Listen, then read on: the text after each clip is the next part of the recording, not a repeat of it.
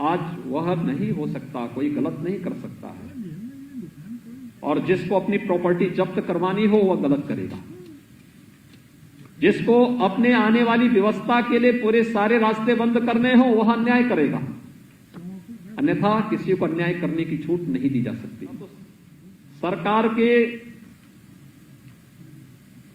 सानिध्य में पलने वाले आपराधिक प्रवृत्ति के, माफिया प्रवृत्ति के तत्वों की कब्जे होते थे, उनकी कुदृष्टि होती थी, उनकी गिद्ध दृष्टि होती थी।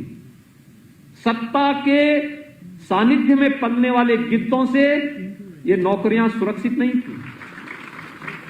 जब सरकार की इस पूरी प्रक्रिया में कहीं कोई खोट नहीं, कोई ईमानदारी में संदेह नहीं, किसी भी प्रकार से कोई व्यक्ति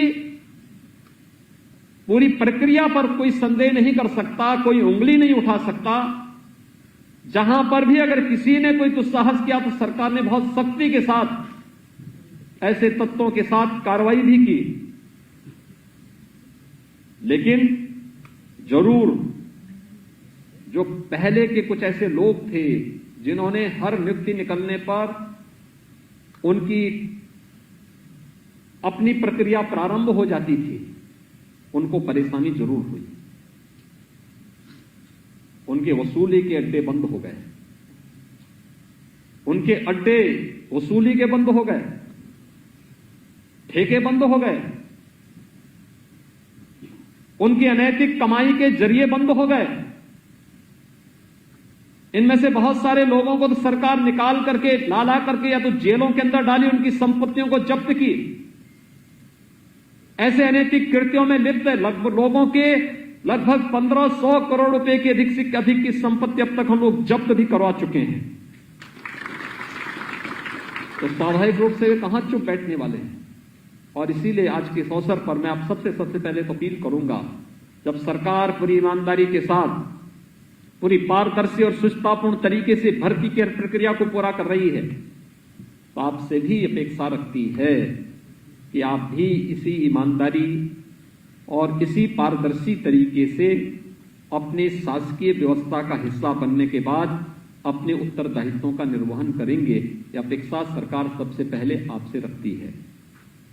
याद रखना, सरकार की व्यवस्था अनुशासन से चलती है, परिश्रम से चलती है। हम जितने भी लोग हैं, जितने भी सरकारी सेवक हैं, हमारा कार्य जनता की सेवा करना है। हम जनता के मालिक नहीं हैं, जनता हमारी मालिक है।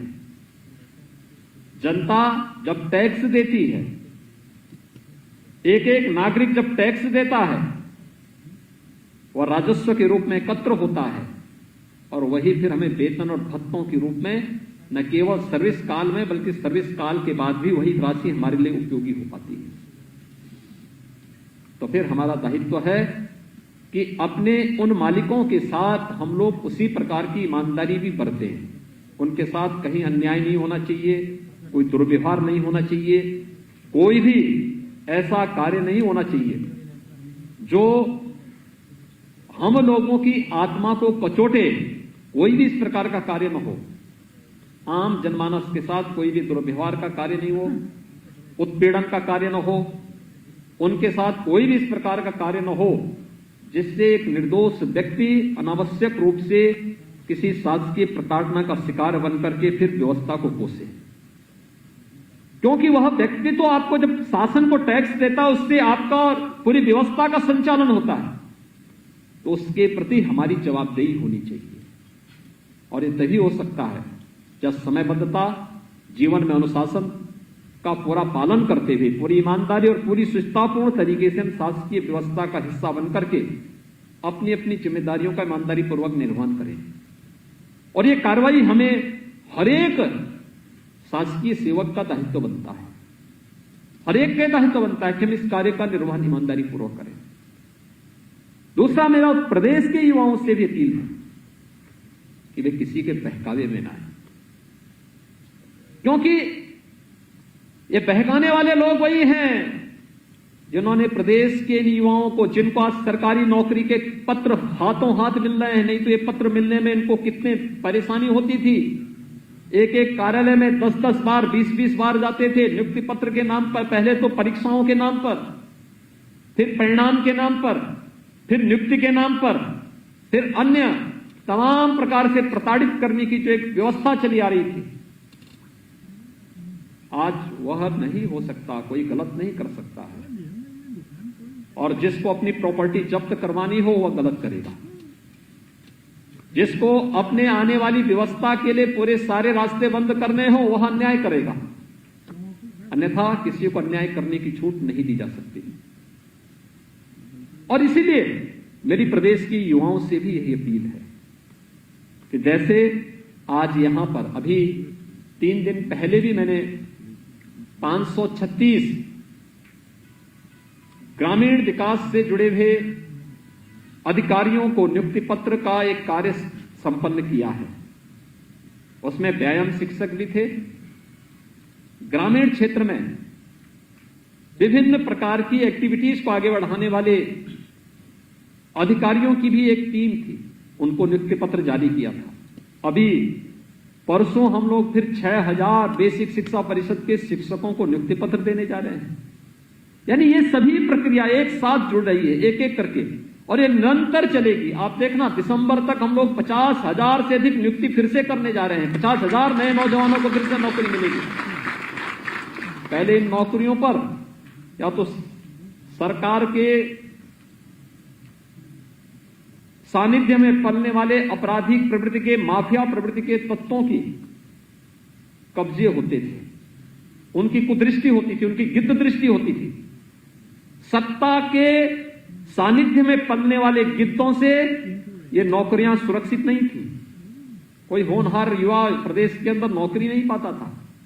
कौन सा ऐसा विभाग था? लोक सेवा आयोग रहा हो, अधीनस्थ सेवा चयन आयोग रहा हो, उच्चतर और माध्यमिक चयन आयोग रहा हो, पुलिस भर्ती पर कोर्ट को रोक लगानी पड़ी थी। हर एक भर्ती को कोर्ट को रोकना पड़ा था। लेकिन आज ऐसा नहीं है। आज तो सभी भर्ती की प्रक्रिया पूरी ईमानदारी और सुस्तापूर्ण तरीके से संपन्न हो रही है, पूरी ईमानदारी के साथ संपन्न हो रही है, आरक्षण के नियमों का पालन करते हुए हो रही है। कोई शासन की व्यवस्था पर उंगली नहीं उठा सकता। विरोध के लिए विरोध नहीं होता। विरोध युक्त हो, युक्त संगत हो, तर्कपूर्ण हो, तो उसका कोई जवाब भी दे। लेकिन केवल विरोध के लिए विरोध करेंगे कि मुझे अभिव्यक्ति की स्वतंत्रता है, तो अभिव्यक्ति की स्वतंत्रता नहीं, ये अभिव्यक्ति की उच्छृंखलता है, और इस प्रकार की उच्छृंखलता को समाज स्वीकार नहीं कर सकता। और इसलिए भाइयों बहनों, मैं आप सबसे कहना चाहूंगा कि जैसे आज आपको इतनी ईमानदारी पूर्वक नियुक्ति की इस प्रक्रिया के साथ जोड़ करके सरकार ने शासन का हिस्सा बनाया है, प्रदेश के अन्य युवाओं के लिए भी यह एक रोल मॉडल बनना चाहिए। वे भी इसको अंगीकार करें, इसी प्रक्रिया के साथ जुड़ें, ईमानदारी पूर्वक परिश्रम करेंगे तो जरूर उनका भी स्थान प्राप्त होगा, उन्हें भी स्थान प्राप्त होगा। क्योंकि अभी तो हमें बहुत सारी नियुक्तियां करनी, बहुत सारी नौकरियों को लेके आना है, और नौकरियों की प्रक्रिया तो अभी आगे बढ़ रही है, निरंतर बढ़ रही है, कभी कमी नहीं होनी है। हर एक बोर्ड की जवाबदेही तय की गई। अब तो तकनीक इतनी तीव्र हो चुकी है कि टेक्नोलॉजी का उपयोग करके कहीं भी भ्रष्टाचार करने की गुंजाइश नहीं रहेगी।